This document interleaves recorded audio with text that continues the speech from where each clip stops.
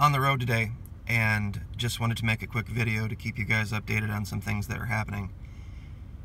This is a February 26th article. This came out yesterday, and it talks about an event that happened last October. It's very, very important to the investigation that we're doing regarding Colombia, Venezuela, and their terror ties. Now, this article talks about this plane. It took off, and it took off illegally, and when the Colombian military got wind of it, they were attempting to get clearance to intercept it, and air traffic control in Colombia would not allow the plane, the military plane, to take off. Now, I think in the U.S., more than likely, that wouldn't be something they'd need civilian authorization for, but apparently in this country they do. They would probably need to communicate what they were going to do and when they were going to do it to avoid other traffic, but I can't imagine something like this happening in the United States. But it does go to the point that we're making about how dangerous things have become down there. And the most important part of this, I'm going to try to show you down here in the body of the article. During the October 31 incident, the controller refused to take orders to allow the spy plane to take off from the Palenquero military base. Consequently, the suspicious airplane was able to leave Colombian airspace without interference from authorities. According to the news media, the plane caught the attention of the Colombian Air Force after it was picked up on radar. The aircraft apparently had taken off illegally and was on its way north following the Pacific coastline. The responsible air traffic controller allegedly refused to take orders from the Aerial Navigation Services Director to allow the taking off of the military spy plane. I'm not authorizing it. Call whoever you want. Now, they're saying this is, violated this, and it's a terrible thing that happened. But the most important part about this, you need to see. A lot of people don't realize the lay of the land down there. Pacific coastline of Colombia, moving north. If it left Colombian airspace, where did it end up? Yep, that's right. It ended up, at least for a minute, in Panamanian airspace. Now, we know a lot of drugs traffic through there, and this could very well be just another plane carrying what? Drugs. But we also know that Venezuela has an open door policy for Hezbollah. They have for a long time. The vice president of Venezuela, we have covered ad nauseum, Tariq al-Aissami, Syrian Druze, used to be the head of Onadex, issued all sorts of fake, false Venezuelan passports to Syrian fighters and brought them here. We know that the border between Venezuela and Colombia there at the north is pretty much a porous mess right now because of this crisis down there. The ELN has pretty much cut Colombia in two. And now we have this suspicious plane. The problem here, I think most of my audience is seeing, we don't know what was aboard that plane. And they said in the article from Columbia Reports, it's not the first time that it's happened. God knows what could be going on outside the canal zone in Panama. What could be being set up. They could have thousands of fighters ready to overrun the canal zone right now. We wouldn't know. There's virtually no news coming out of it. And at least some people in Colombia are complicit. Because if you follow the Colombian coastline north, that puts you in what they call the Darien Gap. There's not a whole lot of places to land a plane up there. And also, if you look at the bigger picture, here's Quintana Roo, just north of there. That's where the bomb went off on that passenger ferry between Cozumel and Carmen del Playa. And then we have this issue with this kid that I've talked about where nobody's exploring the third option, that maybe he was being handled by people who are terror related.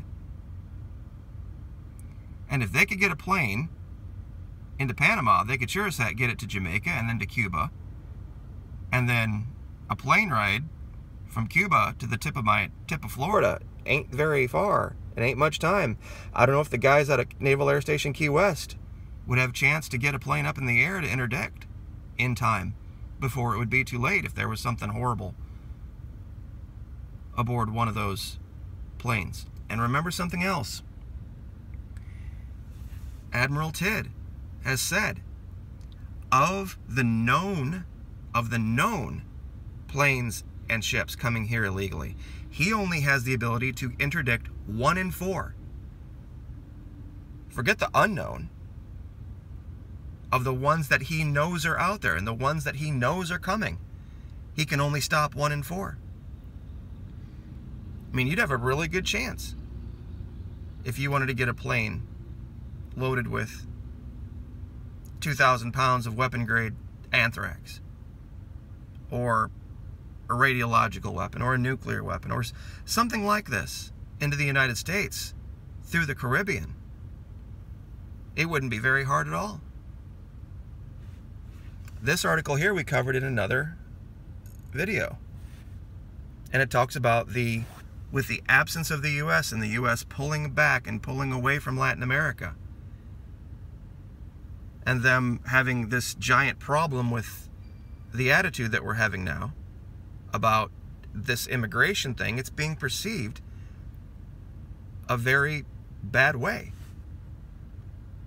And it's giving these people an opening. And it's going... I have really tried to shy away from making hard, fast predictions about things, but I'm telling you, if something goes down, it's going to be Florida. It's not going to be in Texas. It's not going to be in California or Arizona or New Mexico. Florida is going to be the place that gets hit. And my money's on Disney World. If these terror folks, if these jihadis really wanted to make a statement, Disney would be a great place to do it. And I know we had the shooting down there in that one club, but that could have just been a warm-up. And it would absolutely decimate. Like I said, 60 million people go through Orlando every year. It's an amazing thing for a city that size to put through 60 million tourists. And that's just Disney World and Universal. So the Admiral has talked about this for years. China, Iran, Russia. We've talked about this in other videos. Fighter aircraft sales, surface-to-air weapons, naval vessels, all over down there. And it's largely not covered. I mean, you came to my videos, and my video, I should say, and saw the bomb go off on that passenger ferry. Have you seen Fox News follow up on it or seen CNN follow up on it? Clearly, that was a bomb aboard a passenger ferry. Right over here where it says Quintana Roo. Nobody's even considering the idea that this kid who shot up that school in Parkland might have been having connections with gangs or terror. Where he got the money for the ammunition, how this all went down. I mean, and I've talked with I've mentioned before that I drive for Uber.